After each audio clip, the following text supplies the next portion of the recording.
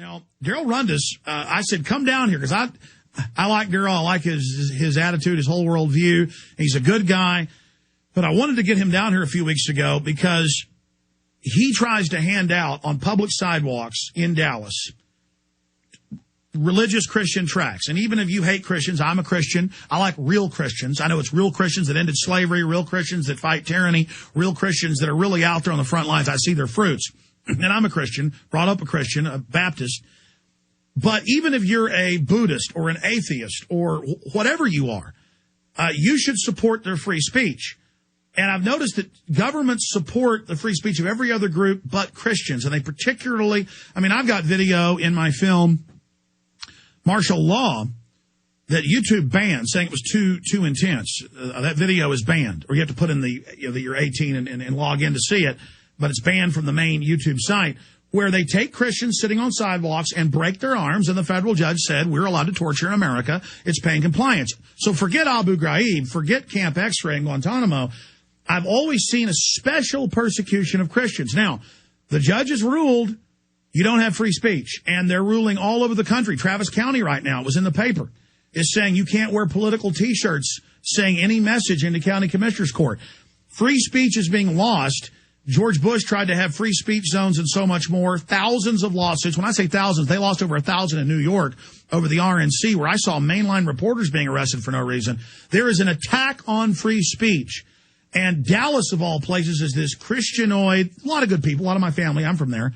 But there is this fake Christianoid atmosphere in Dallas. And there's been a horrible court ruling. He's going to appeal it.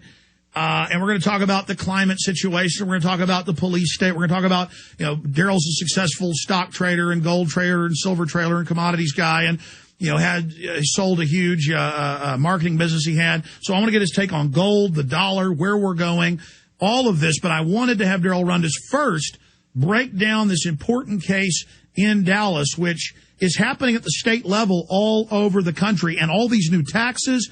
Government is just out of control. Darrel, good to have you. Hey, it's great to be here, Alex. Thanks for having me. And it's great to meet your wife in person. Hey, she's definitely the better looking of the two. So that's You're good looking. Yeah, but she's way better looking than me. No two ways about it. If she wasn't so shy, we'd get her here on camera. That would be a lot of fun. She's very sweet. She is. She's definitely the best thing. She looks great for just having surgery a few weeks ago. Oh, yeah, she's doing good. They do that lithoscopic kind of thing now, so they don't even slice you open for an appendectomy. So got her. She recovered quickly, and we thank God for that. But I got to tell you something. What we're not recovering from in this country is the tyranny. It's just getting crazy out there. Between this climate bill, right? You got tax and trade. I don't forget cap and trade. It's tax and trade. It's about control. It's about command. We have every branch of our government, including the free speech and the free press, that fourth leg of government, completely saturated with people that have nothing to do with our best interests. They hate freedom. They hate freedom. They hate liberty. They hate justice. I can get no justice in the courts. The common man certainly can. If you have no money, you have no justice in this country. That's. Yeah, you have money and still couldn't get justice. It doesn't even matter. And speaking of money, not only did we lose the case against the state fair, where they were clearly threatening us with arrest on public property, and check out the YouTube video. It's as clear as day.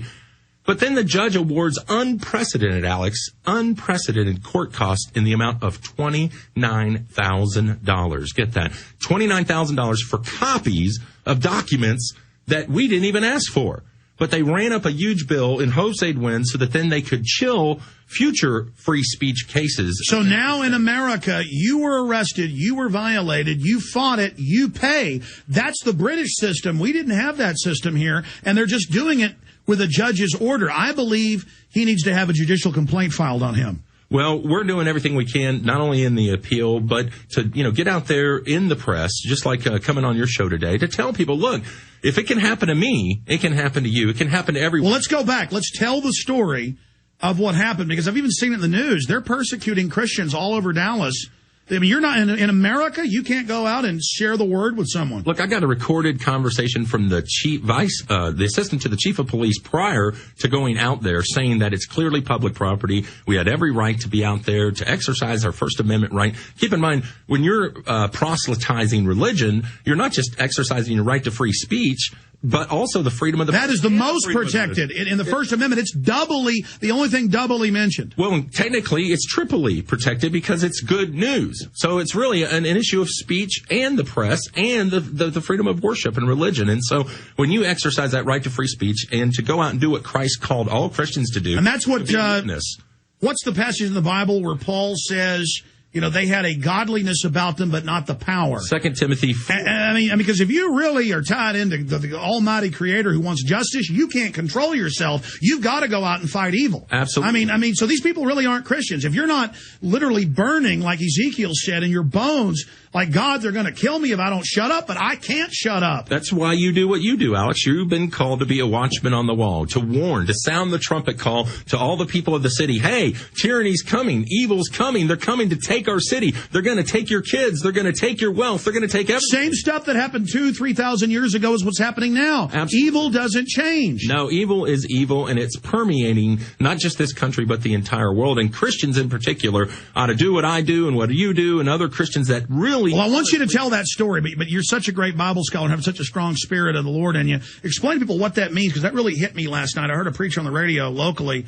He has a jurisdictionary, I think is the name of the show. But he was talking about they have a kind of godliness, but they don't have the power. And I mean, if you don't have the power, you're not really tied into God. Well, he's talking, and you're referring to 2 Timothy 4, which is a scripture reference written over 2,000 years ago about the last days, that it'd be terrible times for Christian servants, that because people would be lovers of themselves, which is obvious. In fact, all the way down here, the reason I almost didn't get here on time today is because people will drive in the fast lane 45 miles an hour and they care nothing about who's behind them or who's... Worse, they do it on purpose, enjoying impeding you. That's it, because it's my road, it's about me, don't pass me, what are you going to do for me, how are you going to benefit me, hey, that's enough about me, let's talk about you, what do you think about me, right? That's everybody's attitude, it's all about them. And 2 Timothy 4 alludes to that very thing, lovers of themselves, lovers of money, lovers of pleasure rather than lovers of God, having a form of godliness but denying the power within. In other words, they have this outward appearance. They might wear a cross or a Christian T-shirt, or they might have... And act real nice. Oh, they might act nice, but then as soon as they get out of church on Sunday, they're flipping people off and honking the horn and screaming at people and yelling at their kids. There's no outward evidence of an inward conversion. Jesus said you'll know them by their fruit. In fact, Alex, so you'll really get into this. In the last days, in Matthew 24, when Jesus laid out all the warning signs, earthquakes, pestilence, famines, wars, rumors of wars, and so on, he started with one sign, repeated it 10 times. He didn't repeat any other warning sign, but this one. Do you know what it was? No. Be careful no one deceive you.